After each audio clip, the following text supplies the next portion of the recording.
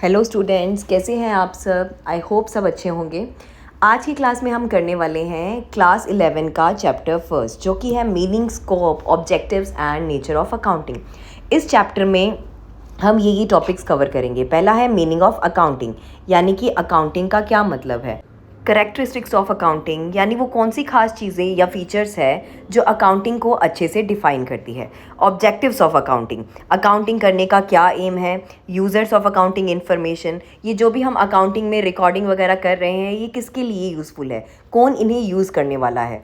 फिर है scope of accounting, कि आगे अकाउंटिंग में कौन सी ब्रांचेस है, जैसे financial accounting, cost accounting, tax accounting, ये सब करेंगे इसमें हम। फिर है distinction between book keeping, accounting and accountancy.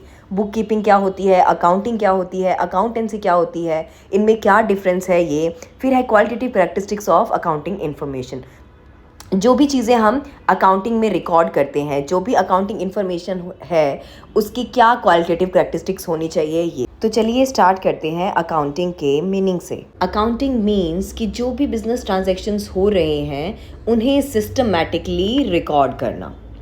In simple terms accounting का मतलब है कि पैसे का पूरा हिसाब किताब रखना, कि पैसे कहाँ से आए, कहाँ गए, कितना प्रॉफिट हुआ, क्या लॉस हुआ, ये सब। और according to American institute of certified public accountants, accounting is the art of recording, classifying, summarizing in a significant manner and in terms of money, transactions and events which are in part or at least of a financial character and interpreting the results thereof. ये पूरी definition पूरी accounting को explain करती है। जो भी हम class 11 class 12 में करने वाले हैं वो यही डेफिनेशन है। तो चलिए इसको अच्छे से समझते हैं। अकाउंटिंग इज़ द आर्ट, मतलब अकाउंटिंग एक स्किल है जो प्रैक्टिस से इम्प्रूव होती है। ऑफ रिकॉर्डिंग, यानी कि सिस्टमैटिकली रिकॉर्ड करना सभी फाइनेंशियल ट्रांजैक्शंस को, जैसे सेल हो रही है या एम्प्लॉयज़ को सैलरी देना, ये सब अच्छे से रिकॉर्ड करना।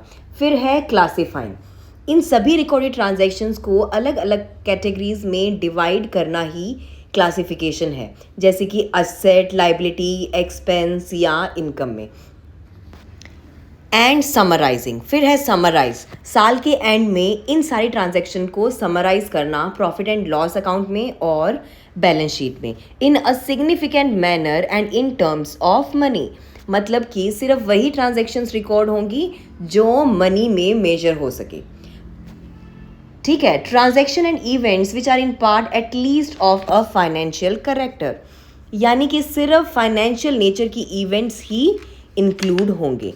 And interpreting the results thereof, और लास्ट में फिर फाइनल रिजल्ट्स को एनालाइज करके डिसीजन लेना, यही है अकाउंटिंग। ठीक है। फिर नेक्स्ट है कैरेक्टरिस्टिक्स ऑफ अकाउंटिंग, यानी कि वो कौन सी खास चीज़ें या फीचर्स है जो अकाउंटिंग को अच्छे से डिफाइन करती है। पहला है सिस्टमैटिक प्रोसेस। अकाउंटिंग एक सिस्टमैटिक प्रोसेस है, ये प्रॉपर स्टेप्स फॉलो करता है। पहले रिकॉर्डिंग करता है, फिर क्लासीफाई करता है, फिर समराइज और लास्ट में रिपोर्ट करता है फाइनेंशियल डाटा को। Deals with financial transactions only, accounting में सिर्फ वही चीज़ें रिकॉर्ड होती है जो मनी में मेजरेबल होती है। जो चीज़ें हम मनी में मेजर नहीं कर सकते उन्हें हम रिकॉर्ड नहीं करते। थर्ड है रिकॉर्डिंग ऑफ ट्रांजैक्शंस, यानी कि ट्रांजैक्शंस को लिखना जर्नल में।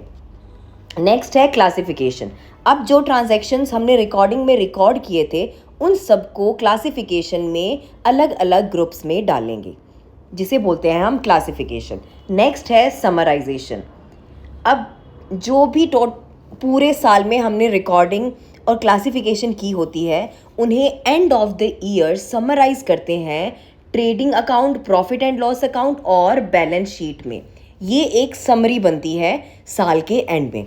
फिर है एनालिसिस एंड इंटरप्रिटेशन, अब जो भी हमने समरी बनाई होती है उसको अच्छे से समझना और उससे रिलेटेड डिसीजन लेना, यही है analysis and interpretation based on accounting principles. जो भी अकाउंटिंग हम करते हैं वो कुछ रूल्स और कॉन्सेप्ट्स पे बेस्ड होती है, जो कि होते हैं अकाउंटिंग प्रिंसिपल्स, जो हम आगे आने वाली क्लासेस में भी पढ़ेंगे।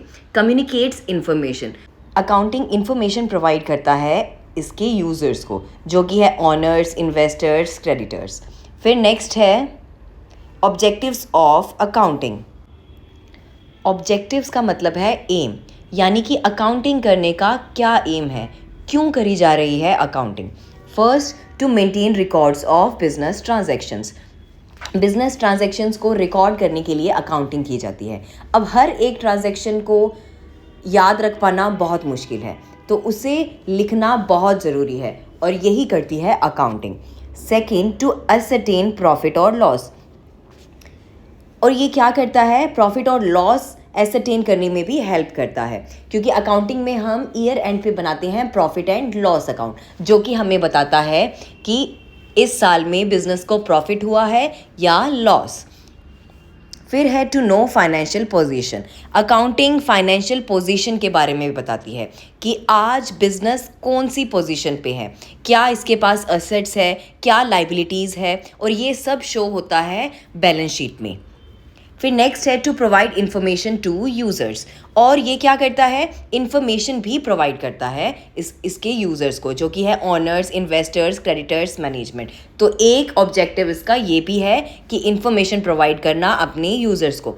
To assist in decision making. Accounting data help करता है मैनेजमेंट को प्लानिंग और डिसीजन लेने में।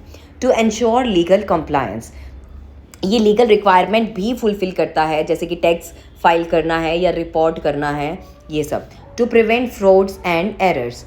अब अकाउंटिंग में क्या होता है कि हर एक चीज़ हम लिखते हैं, तो इससे क्या है, हम प्रिवेंट कर सकते हैं मिस्टेक्स और फ्रॉड्स को, और अर्ली डिटेक्शन भी हो जाता है।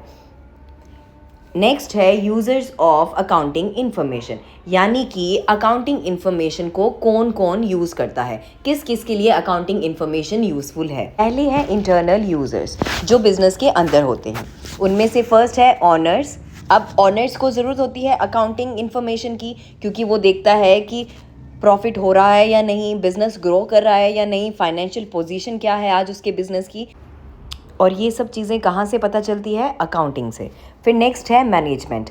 मैनेजमेंट भी अकाउंटिंग इन्फॉर्मेशन का यूज़ करके प्लानिंग और डिसीज़न लेता है। फिर है एम्प्लॉयज़। एम्प्लॉयज़ इंटरेस्टेड होते हैं अपनी सैलरी और जॉब सिक्योरिटी में, तो इसलिए वो भी ये देखते हैं कि बिज़नेस ग्रो हो रहा है या नहीं, क्योंकि बिज़नेस की ग्रोथ में ही उनकी खुद की ग्रोथ होती है। फिर नेक्स्ट है external users outside the business. जो बिज़नेस से बाहर है वो कौन से यूज़र्स हैं अकाउंटिंग इन्फॉर्मेशन के। पहला है इन्वेस्टर्स। अब जो भी बिज़नेस में इन्वेस्ट करना चाहता है वो बिज़नेस की ग्रोथ चेक करना चाहेगा, उसका प्रॉफिट चेक करना चाहेगा, उसकी फाइनेंशियल स्टेटमेंट्स को वो अच्छे से देखेगा, ये डिसाइड करने के लिए कि वो इन्वेस्ट करे या नहीं। तो पहले है इन्वेस्टर्स, फिर है क्रेडिटर्स। अब क्रेडिटर्स और लेंडर्स भी तभी लोन देंगे जब उन्हें बिज़नेस की पोजीशन सही लगेगी, यानी कि उन्हें लगेगा कि बिज़नेस उनको रीपे कर पाएगा, तभी वो लोन देते हैं, और ये उनको पता चलता है अकाउंटिंग से। फिर है गवर्नमेंट। अब गवर्नमेंट भी यूज़ करती है अकाउंटिंग इन्फॉर्मेशन को टैक्स और लीगल कंप्लायंस चेक करने के लिए। Bank and financial institution. Bank और फाइनेंशियल इंस्टीट्यूशंस भी लोन देती है फाइनेंशियल पोजीशन चेक करके, और फाइनेंशियल पोजीशन बताती है अकाउंटिंग। तो आज हमने कर लिया मीनिंग, कैरेक्टरिस्टिक्स, ऑब्जेक्टिव्स और यूजर्स ऑफ अकाउंटिंग इन्फॉर्मेशन।